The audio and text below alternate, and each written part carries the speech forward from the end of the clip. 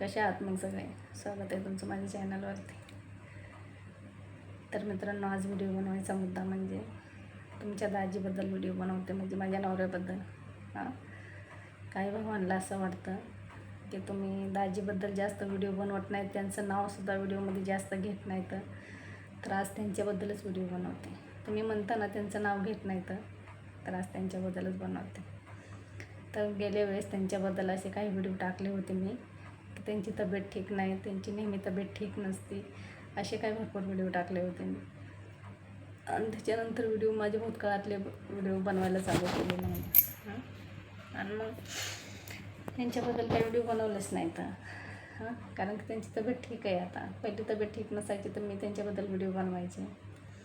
आता तब्येत ठीक आहे, म्हणजे एवढी तब्येत ठीक आहे ना, म्हणजे एकदम क्लिअर, टेन्शन नाही. नाही तर कितीतरी वर्ष मी दवाखाना चालू होता, किती वर्ष दवाखान्याची पायरी गांगायची मी, सारखं 4 दिवस 8 दिवसासारखं दवाखाना असायचा.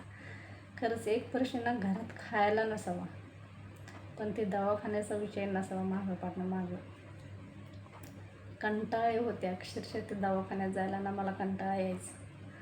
पण काय करणार, तब्येत ठीकच नसायची ना त्यांची, मग मला जावंच लागायचं. मुलं शाळेत होते, लहान असायचे, मुलं मोठे होते, लहान नाही, पण समजत नसायचं हाताने जेवण घ्यायला.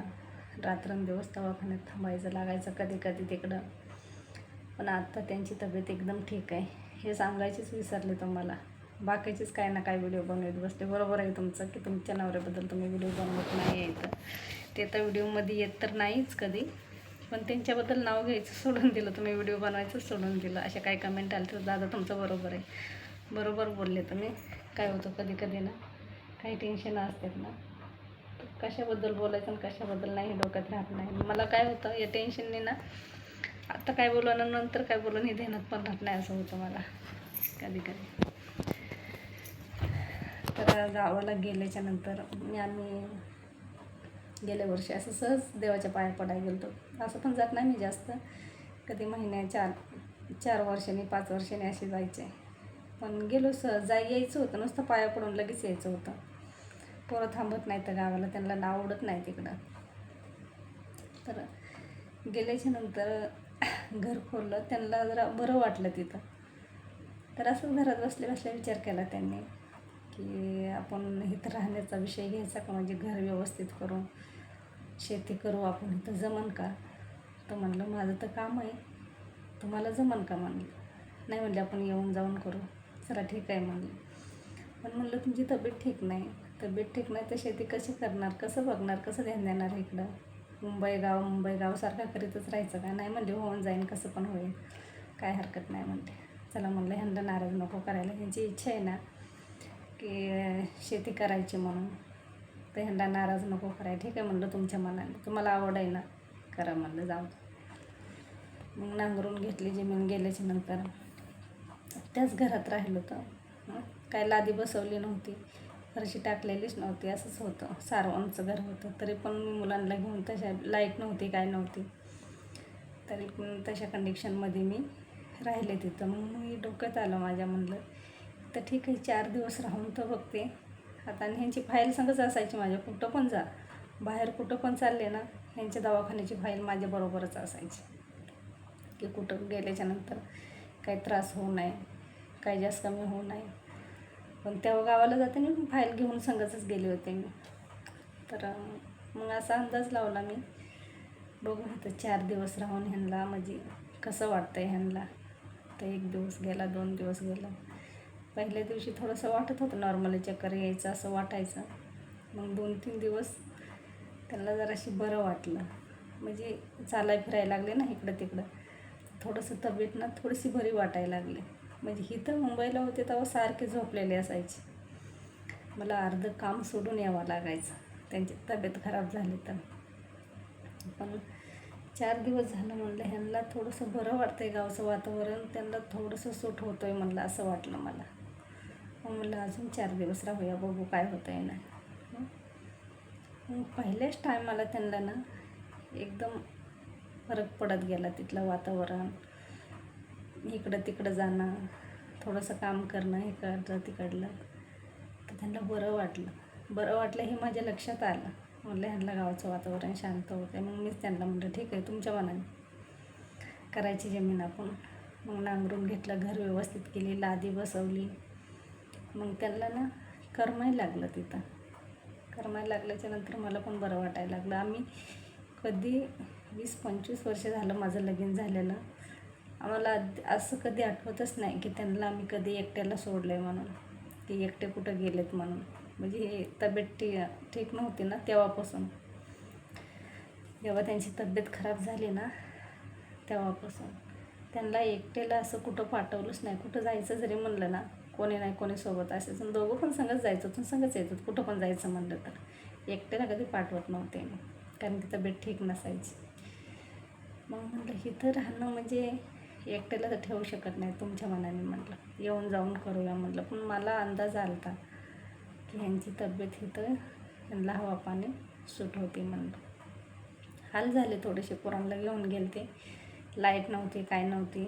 आता ही पोरं काय गावाला राहणारे होते का, मुंबईलाच राहणारे लेकरं, ते कसे गावाला थांबते. पण मी त्यांना समजूत घातली. मग त्याच्यानंतर आम्ही ना निर्णय घेतला की नाही आता जमीन करायची. ती करायची म्हणून का, की ह्यांची तब्येत तिथं ठीक वाटते, ह्यांना बरं वाटतं. मग मुंबईचं काय करायचं. त्यांना जर तिथं बरं वाटत असेल तर मुंबईला राहून काय करायचं. काम करा, दवाखान्यात पैसा घाला, काम करा, दवाखान्यात पैसे घाला. अक्षरशः आम्ही कंटाळले होते या दवाखान्याला. सारखं चालूच असायचं. दवाखाना म्हणजे पैसे पण पाहिजेत ना, जाणं येण्याचाच विषय नाही, पैसा पण पाहिजे ना तेवढा.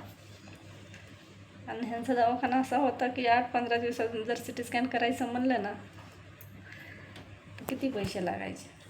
चालूच असायचं पैशाचा पैसा. पण गावाला त्यांना आता ते जास्त करून गावाला आता राहतात. नाही तर कधी असं एकटे कधी कुठं त्यांना ठेवलं नाही आम्ही.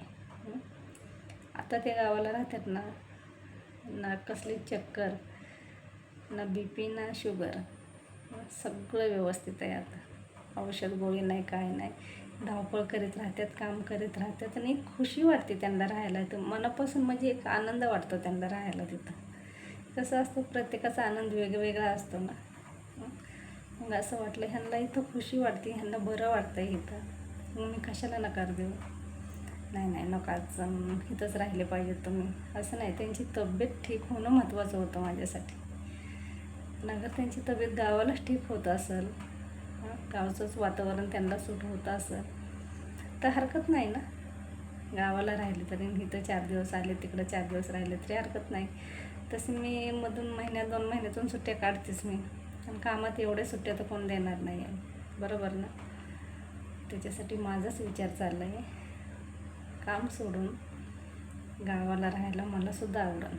खूप कंटाळा आला आहे इथं दगदगीचं जीवन.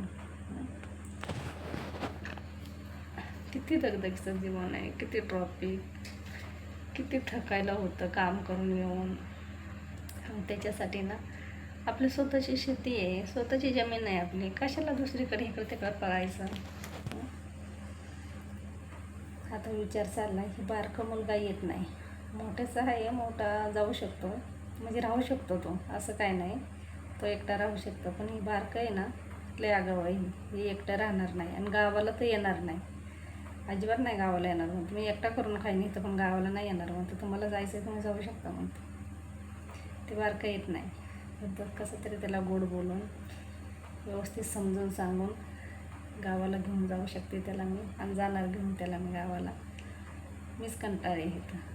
आणि एक गोष्टीची खुशी आहे की ह्यांची तब्येत ठीक आहे तिकडं, एकदम व्यवस्थित. असे येतेच जातात, असं नाही नेहमी गावालाच राहतात असं नाही. येते तिथं 4 दिवस आले इकडं, 4 दिवस तिकडं, असं येऊन जाऊन करतात. नाही तर पहिलं ना प्रवास करायचं म्हणलं ना 3-4 किलोमीटरच्या अंतरावरसुद्धा आम्ही पाठवत नव्हतो त्यांना. कुठं रिक्षामध्ये, कुठं चक्कर आले तर काय करायचे. पण आता एवढं तासाची रनिंग आहे तरी पण ते एकटे जाते, ते एकटे येतात. ते दवाखान्याचं टेन्शन हटलं आहे ना, ते लय माझ्या डोक्याचा मागचा ताण कमी झाला. खरंच सांगते, दवाखाना कोणाच्या मागं नसून नाही. अक्षरशः ना कंटाळून बसायचे नाही त्या दवाखाना म्हणलं की. रात्रंदिवस टेन्शन असायचं.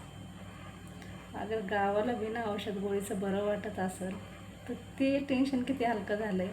भविष्यात मला ना हे दवाखान्याचंच टेन्शन जास्त होतं. आता टेन्शन नाही आहे मला कसलंच, दवाखान्याचं टेन्शन नाही आहे. नाही तर डॉक्टरांनी लय सांगितलं होतं 2 महिन्यात ऑपरेशन करायला लागलं.